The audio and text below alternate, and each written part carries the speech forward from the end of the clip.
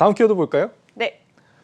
외상하세요. 이렇게 되어 있네요. 네, 사실 제가 오늘은 제 경험을 좀 알려드리려고 하는데 제가 최근에 쿠팡에서 태블릿 PC용 펜슬을 하나 샀습니다. 그런데 그거를 직접 결제한 게 아니고 외상을 했습니다. 아, 외상으로 샀어요? 네, 어떻게 그렇게 됐는지 아십니까? 글쎄요. 어떻게 그게 가능한 거죠? 네, 현금 없이 물건을 사고 나중에 결제하는 선구매 후 지불, 그러니까 BNPL 서비스 덕분인데요. 쿠팡이 지난해 이 서비스를 일단 시범 사례로 좀 도입을 했고 최근에는 월 한도를 130만 원까지 확대한 상황인데요. 이용 대상 고객은 쿠팡이 직접 정하고 있고요. 월 한도도 사람마다 다르게 책정되는데 저 같은 경우는 월 60만 원 정도로 좀 책정이 되고 있더라고요. 예. 그래서 당장 계좌에 돈이 없다고 하더라도 60만 원에 한해서 쇼핑을 하고 다음 달 15일에 결제를 하면 되는 그런 시스템이라고 볼 수가 있겠습니다. 최대 130만 원까지 한도인데 이제 이 기자는 60만 원까지 절반이 한도다. 안 되는. 한 중간 정도의 네. 한도를 갖고 있군요. 네. 디지털 외상 굉장히 좀 생소한 개념인데요. 국내에서는 사실 아직 초기 단계이기 때문에 생소하실 수가 있는데요. 네. 일부 이용자를 대상으로 시범 서비스를 하거나 또 이용 한도가 굉장히 적은 수준이고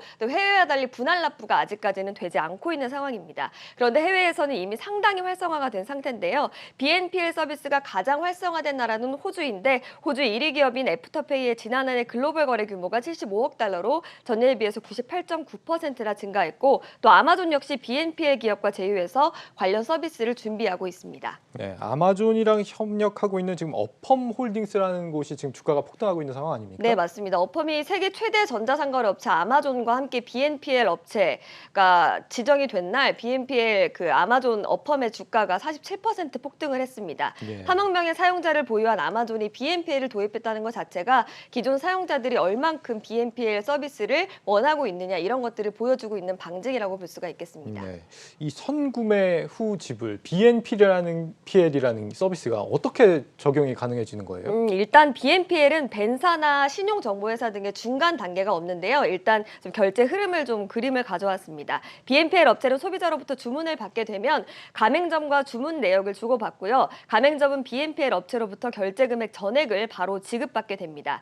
소비자는 물건을 받고 난 뒤에 은행사나 카드사에 BNPL로 보낼 돈만 보내면 되는데요. BNPL 업체들은 가맹점에서 수수료를 받거나 소비자가 대금 결제를 연체했을 때 받는 연체비로 수익을 내고 있습니다. 예, BNTL이라고 떠 있지만 BNPL입니다. 네, 지금 잘못 BNPL입니다. 나왔는데 네. 보통 이제 할부를 하게 되면 소비자가 이자라는 개념을 지불하게 되는데 이 BNPL이라는 방식은 이자 같은 건 따로 내지 않고 그냥 원금만 분할해서 이렇게 납부한다는 점이 좀 특징인 것 같아요. 네. 그러면 이 업체는 대체 뭘로 돈을 버느냐? 가맹점으로부터 수수료를 받거나 네. 연체했을 경우에 돈을 받는다. 네, 맞습니다. 네, 좀 신기한 방식입니다. 네. 이 방식은 그러면 앞으로 좀 전도 유망하다 이렇게 봐야 될까요? 네, 일단은 뭐 단순한 결제 서비스가 아니라 하나의 인프라인 만큼 미래가 좀 밝다 이런 분석들이 좀 나오고 있는데요. 네. 업계에서는 락인, 그러니까 가두기 효과로 인해서 앱 체류 시간을 늘리고 구매 금액을 확대할 수 있고 이 서비스에 주목을 하고 있습니다. 또 동시에 신용도가 낮은 대학생이나 주부 자영업자 등을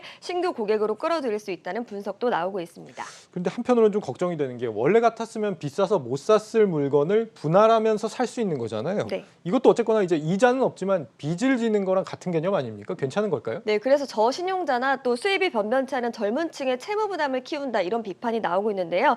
실제로 모플리풀의 설문조사에 따르면 BNPL 사용자 가운데 45%가 자신의 예산을 뛰어넘는 물건을 구매하기 위해 BNPL 서비스를 사용한다고 대답을 했고요. 신용카드의 한도가 초과돼서 BNPL을 사용했다는 응답자도 17%에 달했습니다. 다만 BNPL 업체들은 내부 신용평가 모델이나 또 알고리즘을 통해서 채무 불이행 비율을 낮출 수 있다라는 입장을 고수하고 있습니다. 예, 우리가 이제 흔히 그 명품 대신 명품주를 사라 이런 얘기 하듯이 BNPL 그 분할 소비를 하는 대신에 BNPL 관련 주를 사보면 어떨까 이런 생각이 드네요. 네. 일종의 좀 신용 금융 서비스가 등장한 셈인데 금융 당국이 이런 금융 서비스에 대해서 조금은 더 좀 선제적으로 대응을 할 필요가 있겠다 이런 생각도 듭니다. 플러스픽 이지호 기자였습니다. 잘 들었습니다. 고맙습니다.